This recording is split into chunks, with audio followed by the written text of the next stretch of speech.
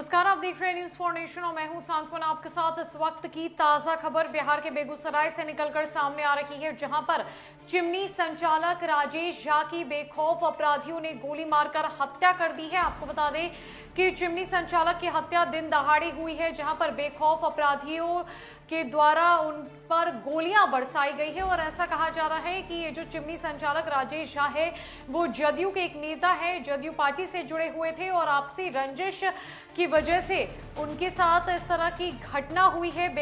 बेगूसराय से लगातार वारदातें जो है वो निकलकर सामने आ रही है। अगर सबसे पहली वारदात पर गौर किया जाए तो 13 सितंबर की देर शाम कुछ बेखौफ अपराधी बाइक पर सवार होकर आते हैं और लगातार 30 किलोमीटर की रेंज में 11 लोगों पर ताबड़तोड़ गोलियां बरसा देते हैं, जिसमें से एक इंसान की मौत हो जाती है, बाकी 10 लोग गंभीर रूप से घायल हो जाते हैं।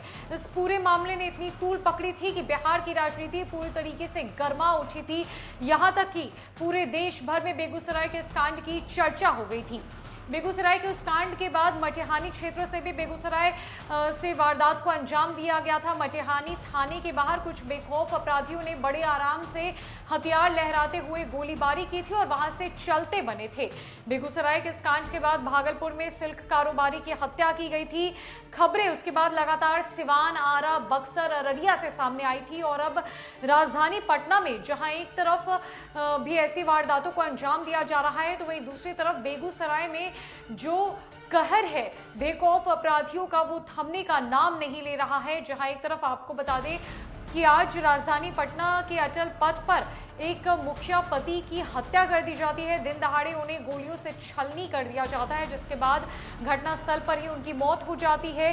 बेखौफ अपराधी बड़ी ही आराम से इस तरह की वारदातों को अंजाम देते हैं और वहां से निकलते बनते हैं। तो वहीं दूसरी खबर आज बेगूसराय से ही सामने आई है, जहां पर चिमनी संचालक जो कि जदयू पार्टी से जुड़े हुए थे, जदयू के नेता थे, उनकी भी गोली मारकर हत्या कर दी गई। दिन दहाड़े इस घटना को अंजाम दिया गया। लगातार सवाल जो है वो बिहार सरकार पर, बिहार की प्रशासन पर और बिहार की विधि व्यवस्था पर उठता हुआ नजर आ रहा है कि आखिरकार इतनी वारदातें होती जा रही है लेकिन प्रशासन के हाथ में क्यों कुछ नहीं आ रहा, पेट्रोलिंग क्यों नहीं ढंग से की जा रही है, अपराधी इतने बेखौफ क्यों है।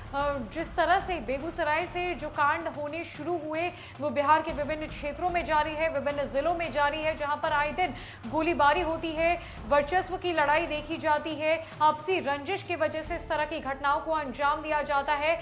और अब बेगूसराय जो कि गढ़ बन चुका है अपराधियों का, वहां पर आए दिन इस तरह की घटनाएं निकलती हुई सामने आ रही है। जरूरत है बिहार सरकार को इस पूरे मामले पर एक्शन लेने की, बिहार सरकार को स्ट्रिक्ट होने की, ताकि अपराधियों को ससमय पकड़ा जा सके, उन पर सख्त से सख्त कार्रवाई की जा सके। हालांकि अगर बेगूसराय में जो 13 सितंबर को सबसे पहला कांड हुआ था, जहां पर 11 लोगों पर गोलियां चलाई गई थी, उसमें उस पूरे मामले का खुलासा हुआ, अपराधियों को पकड़ा गया, लेकिन राजधानी पटना से भी इस तरह की खबरें सामने आती है, आए दिन बिहार के विभिन्न जिलों से सामने आती है।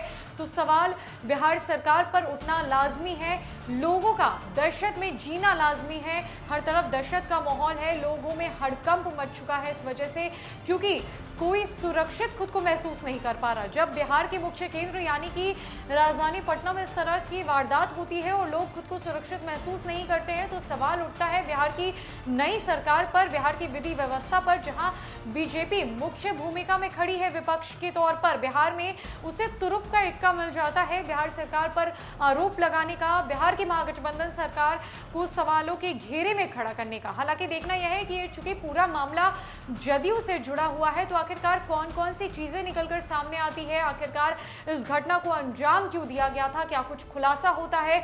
जो भी अपडेट आप हमारे पास आएगी वो आप तक जरूर पहुंचाएंगे। फिलहाल के लिए इस अपडेट में इतना ही, कई अपडेट्स के लिए हमारे साथ बने रहे न्यूज फॉर नेशन में।